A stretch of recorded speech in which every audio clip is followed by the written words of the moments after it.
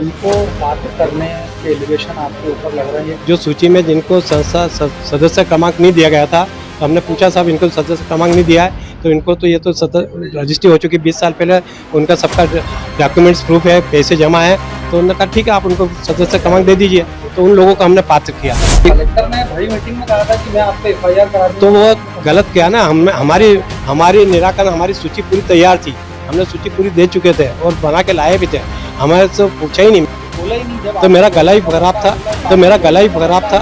आपके परिवार के कितने एक से लोगों के एक से अधिक प्लॉट? मेरे परिवार का मेरा खुद का एक है, मेरी पत्नी का एक था, वो कैंसिल करा दिया। बाकी मेरे बच्चों के जो बालिग है, जो नियमानुसार है, उनके प्लाट वो बिल्कुल सिस्टम से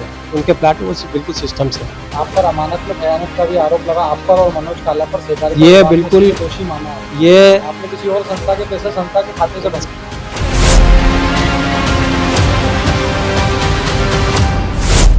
कलेक्टर आशीष सिंह के हटते ही आंखें दिखाने लगे विमल अजमेरा। देवी अहिल्या श्रमिक कामगार सहकारी संस्था के अध्यक्ष अजमेरा ने सफाई के लिए बुलाई पत्रकार वार्ता, लेकिन खुद घिरे गंभीर सवालों में। खुद के परिवार और संचालक मंडल के पास एक से अधिक प्लॉट होने की बात स्वीकारी। पूर्व कलेक्टर आशीष सिंह और सहकारिता विभाग पर मढ़ रहे हैं अपनी नाकामियों का दोष। बोले, पूर्व कलेक्टर आशीष सिंह ने हमें बोलने नहीं दिया, हमने जो किया सहकारिता विभाग के कहने पर किया।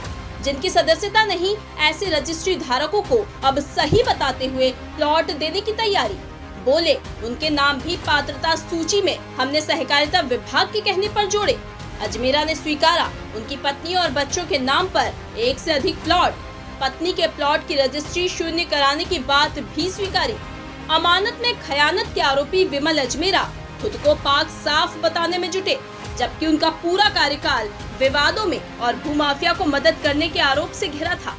लगातार ये संस्था विवादों में है और अब चूंकि ये कहा जा रहा है कि अब प्लॉटों का निर्धारण होने की स्थिति बन गई है, लेकिन अभी भी जो अपात्र हैं उनको पात्र करने के एलिगेशन आपके ऊपर लग रहे हैं। ये कहा जा रहा है कि जो विभाग ने जो सूची दी आपने उसमें अपात्रों की संख्या कम करके उनको लाभ देने का आप प्रयास कर रहे हैं, क्या कहेंगे इस पर? देखिए, ये सूची विभाग ने जो दी थी, उसके बाद विभाग ने हमें एक नियम कायदे बताया कि 2020 के सर्कुलर के हिसाब से हमने भले कोई भी सूची दी है, उसमें हमने पात्र या पात्रता योग्य या अपात्र लिखा है, आपकी जवाबदारी कि आप उसमें पात्र पात्र बराबर देखें और उसके हिसाब से आप सूची बनावें।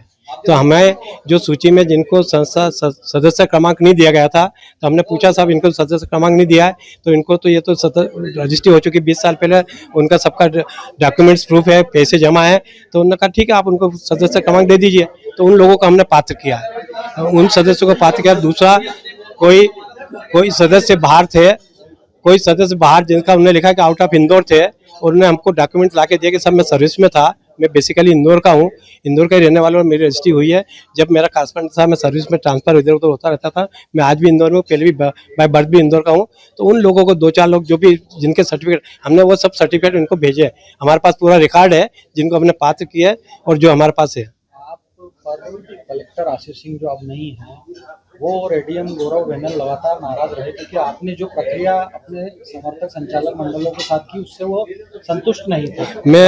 मैं बताना चाहूँगा कि हमारा संचालक मंडल ही हमसे मतलब जो संचालक मंडल के सदस्य है, उनने शुरू दिन से मतलब शुरू से ही हमारे अगेंस्ट चलने की कोशिश की कि उनको अध्यक्ष बनने की लालसा लगती, उनको अध्यक्ष बनने की इच्छा जाहिर की कि हम अध्यक्ष बन जाए तो मैं सब काम निपटाऊंगा, इनको हटाया जाए। तो इस लिहाज से वो हमेशा उनसे मिलते रहे और झूठी छच्ची। कलेक्टर ने बड़ी मीटिंग में कहा था कि मैं आप पे एफआईआर करा दूं। तो वो गलत किया ना, हमारी निराकरण, हमारी सूची पूरी तैयार थी, हमने सूची पूरी दे चुके थे और बना के लाए भी थे, हमारे से पूछा ही नहीं, मेरा गला बंद था, मेरे से पूछा नहीं, डायरेक्ट उन्होंने बोल दिया कि आपने ऐसा नहीं करा, ऐसा नहीं करा। मैंने कलेक्टर साहब से बोला कि साहब आप अगर मेरे से पूछे, मेरे को बोलने दो, मैंने क्या करा, तो मेरे से बोलने दिया क्या, मेरे को क्या बोलने दिया, आपने कुछ बोला ही नहीं। जब तो मेरा गला ही खराब था, तो मैंने कहा साहब मैं सूची दूंगा आपको, आप बात।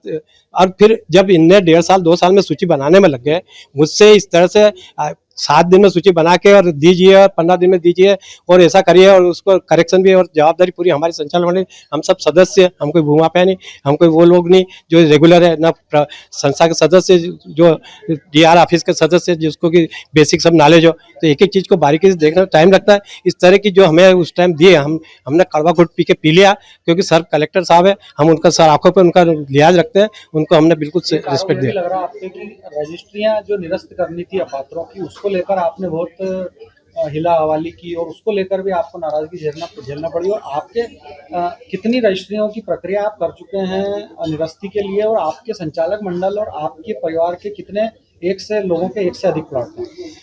मैंने रजिस्ट्री निरस्त करने के लिए करीब सभी जितने मेरे पास जो निरस्त होने के थे अभी तक संचालक मंडल को, वो भी उसमें जो उनके यदि गलत का निरस्त का चल जाए तो गड़बड़ हो जाएगी, तो जितने 119-20 लोग तो मैंने इधर के बताए, 47 लोग इधर के, वो पूरी लिस्ट में दे चुका, वकील को केस लगाने के लिए दे चुका, उसमें कई केस लग चुके और कई केस प्रोसीजर में चल रहे हैं। और मेरे परिवार में मेरी पत्नी के नाम से, मेरे नाम से था, तो मेरी पत्नी का नाम का केस लगाया और उसका केस की अभी हियरिंग भी है और वो केस भी रिजेक्ट के लिए दे दिया। मेरे परिवार के मेरा खुद का एक है, मेरी पत्नी का एक था, वो कैंसिल करा दिया।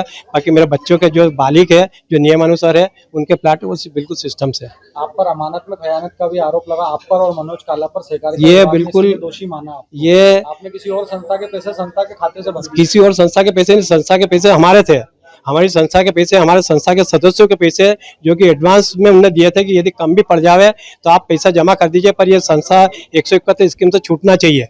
उन्होंने हमको एडवांस, हमारे खाते में एडवांस पैसा जमा है हमारे सदस्यों का, और उसके 171 स्कीम के पैसे अलग जमा है। तो एडवांस पैसा इसलिए मांगा था कि कल से कम पड़ेगा तो आप पैसा ज़्यादा दे दीजिए, जिससे हमको जरूरत पड़ी तो हम आपका एडवांस वापस लौटा देंगे बाद में। वो पैसा हमारे पास जमा है, हमने चेक से पेमेंट दिया, संस्था का पैसा संस्था को दिया, आईडीओ को, किसी प्राइवेट को ना उनको केस डीलिंग किया ना कुछ किया, और इसका जवाब हम दे चुके हैं। आखिरी सवाल मेरा, संचालक मंडल में ऐसे सदस्य हैं जिनके पास एक से अधिक प्लॉट हैं? हो सकते हैं, है। उनकी निरस्ती के लिए क्या किया? उनका भी वही है जो मेरा हुआ, वो उनका सबका एक जैसा है। यहाँ न्याय के आगे सब एक जैसे, भले संस्था का सदस्य अध्यक्ष हो या उपाध्यक्ष हो या संचालक मंडल हो, सबके साथ एक जैसा न्याय किया जाएगा। सदस्यों के साथ जो न्याय होगा वही संस्था के संचालक मंडल के साथ न्याय करेगा।